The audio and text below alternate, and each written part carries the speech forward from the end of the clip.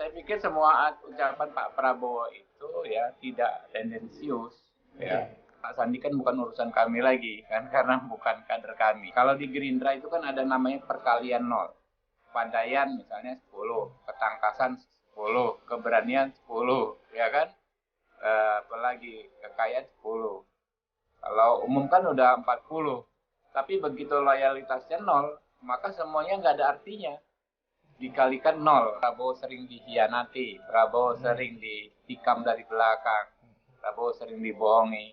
Yang penting Prabowo tidak berkhianat, ya kan? Prabowo bukan orang yang membohongi. Ya. Kemudian pada saatnya berhadapan dengan Pak Prabowo ya apa boleh betul ya kita hadapi. Ya nggak perlu ada yang kita sesali. Romi jangan sampai berhalusinasi. Ikhtiar kami tentu Pak Prabowo sebagai calon presiden.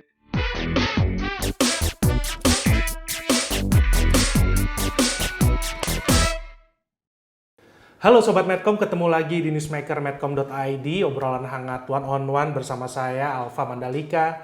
Publik tengah menyoroti sindiran keras Prabowo Subianto, Ketua Umum Partai Gerindra. Di depan para kadernya, Prabowo mengatakan jangan sampai partai dianggap seperti bus, penumpang naik turun di tengah jalan. Publik kemudian menghubungkan sindiran Prabowo ini ditujukan kepada Sandiaga Salahuddin Uno yang berpamitan meninggalkan Gerindra, pindah ke P3 dan dikabarkan menjadi kandidat wakil presiden koalisi pengusung pencapresan Ganjar Pranowo. Nah, benarkah Prabowo meradang? Mantan cawapresnya di Pilpres 2019 lalu, Sandi Uno kini mungkin akan menjadi lawan politiknya dalam Pilpres 2024. Nah, untuk menjawab semua pertanyaan-pertanyaan publik ini, langsung saja kita ngobrol melalui Zoom bersama Wakil Ketua Umum Partai Gerindra, Bapak Habibur Rahman, yang sore ini telah hadir bersama kita di Newsmaker. Selamat sore Pak Habib. Ya, selamat sore Bung Mandalika. Ya, terima kasih Pak Habib atas waktunya untuk berdiskusi di Newsmaker kali ini. Nah, Pak Habib, kita mulai dari pidato Ketua Umum Gerindra, Bapak Prabowo Subianto di depan kader di Sumatera Barat, Pak. Saya mengutip pernyataannya Pak Prabowo adalah ada yang menganggap partai kendaraan, enak saja, partai dianggap bis. Naik seenaknya, turun di tengah jalan. Nah, seperti apa nih pandangan Pak Habib konteks pidato Pak Prabowo ini? Ya, saya pikir itu pidato yang umum ya, yang normatif disampaikan Pak Prabowo. Memang kan idealnya, normanya seperti itu. Kita berpartai ini kan pilihan yang ideologis, ya, bukan sekadar ajang untuk kita memperjuangkan kepentingan pribadi. Kalau di Gerindra itu kan kita ada sumpah kader. Intinya sumpah kader itu adalah kita mendahulukan kepentingan rakyat ya di atas kepentingan pribadi ataupun golongan. Nah, itu mungkin yang disampaikan Pak Prabowo itu lebih merupakan penguatan nilai-nilai kegerindraan. Kami memang ya dalam setiap event baik pendidikan kaderisasi resmi di Hambalang atau rapat-rapat internal maupun rapat-rapat kami yang lainnya, senantiasa Pak Prabowo itu menanamkan nilai-nilai kegerindraan. Oke, Pak Habib, selanjutnya juga Pak Prabowo sempat mengatakan bahwa tidak bayar lagi, memangnya bus Damri. Nah, penumpang bus tidak bayar, turun di tengah jalan. Keras sekali nih Pak, seperti pernyataan Pak Prabowo. Meski dengan nada bercanda gitu Pak ya. Nah, pilihan kalimat Pak Prabowo ini seperti sedang marah nih Pak. Apa betul seperti itu Pak Habib? Enggak lah, itu omongan pembicaraan yang umum saja ya. Jadi soal patsun saja. Kita jangan sampai kader Gerindra itu berpolitik pragmatis. Intinya seperti itu. Oke, Pak Habib, kita lanjutkan obrolan soal pilihan kata dan kalimat di pidato Pak Prabowo lagi di Sumatera Barat. Pak, di bagian lain Pak Prabowo sempat mengatakan orang pintar dan kaya jika tidak setia kepada negara, rakyat, diberi amanah, diberi tanggung jawab, dia malah korupsi dan sebagainya. Nah, pintar dan kaya tapi tidak setia kepada negara nih Pak, sangat tajam sekali nih Pak. Pilihan kata-kata Pak Prabowo ya, Pak Habib ya. Ya, makanya saya pikir semua ucapan Pak Prabowo itu ya tidak tendensius ya. Kalau Anda mengaitkan, saya pikir ya repot juga ya. Pintar dan kaya siapapun, pokoknya siapapun yang pandai, yang kaya, tentu kan memanfaatkan kepandaian dan kekayaannya itu untuk hal-hal yang baik, gitu kan. Kalau dikaitkan dengan loyalitas, kan loyalitas itu adalah salah satu nilai yang penting dalam perjuangan. Kalau di Gerindra itu kan ada namanya perkalian nol.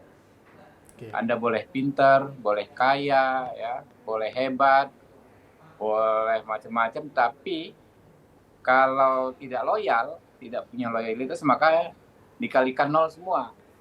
Saya lihat scoring sistem sebuah penilaian kader, kepandaian misalnya 10, ketangkasan 10, keberanian 10, ya kan? Apalagi kekayaan 10. Kalau umum kan udah 40.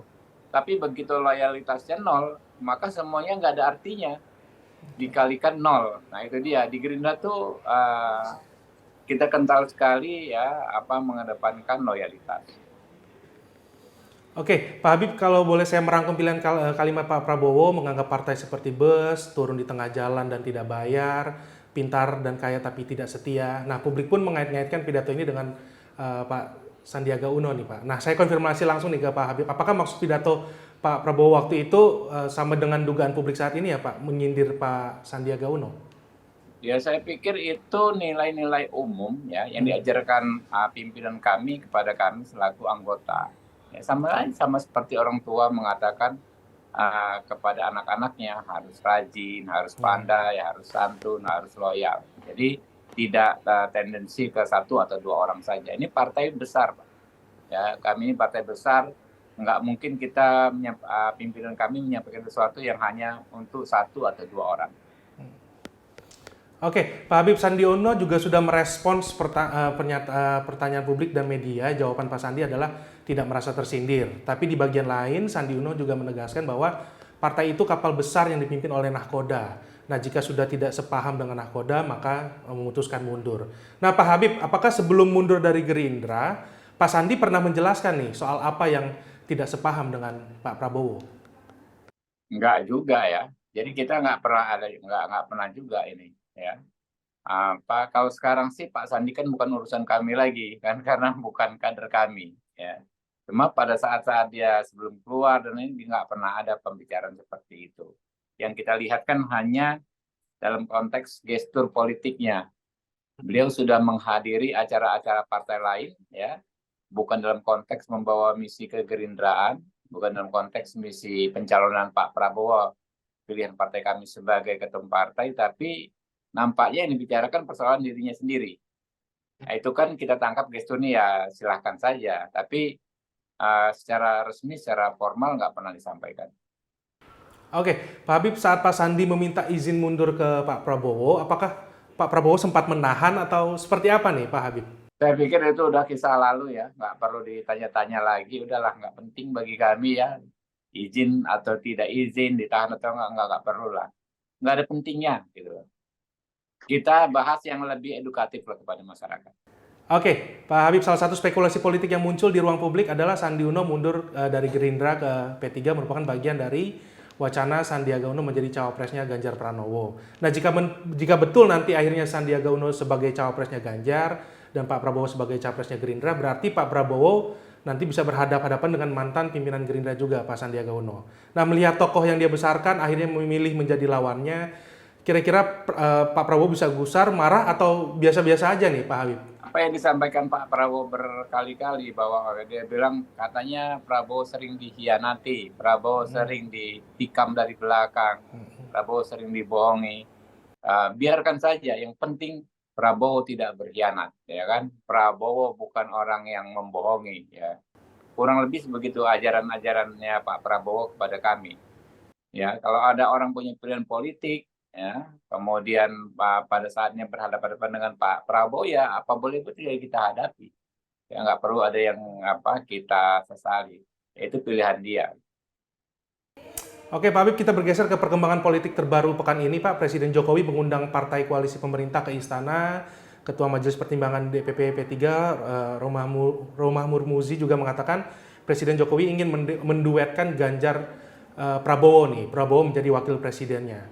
Nah, apakah Pak Habib juga menangkap sinyal Jokowi sedang ingin menjodohkan Ganjar Pranowo ya, Pak? Itu sepertinya Pak Romi jangan sampai berhalusinasi. Mungkin beliau sudah lama nggak aktif di politik, nggak update ya perkembangan terkini. Oke.